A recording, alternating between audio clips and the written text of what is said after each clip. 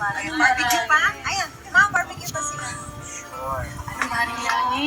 Oo. Kwento ka naman. Ano bang pasalubong sa'yo ni kumpare? Alam mo ba, kumare, sa tuwing umuwi ang kumparing Cardo mo galing ng Saudi, parang may farapo sa bahay sa dami ng mga pasalubong. At hindi lang yan, pating mga kamag-anak namin tuwang-tuwa pag dumarating siya. May laruan, tsokolate, kaya nga tuwang-tuwa ang mga anak namin sa tuwing umuwi siya galing ng abroad. Talaga? Ganun siya? Ano? Bakit po walang pasalubong sa amin si Papa? Ano?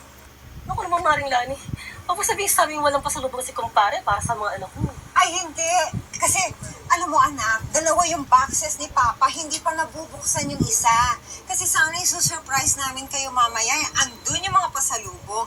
Yung unang box para lang sa mga friends at saka sa mga ibang kamag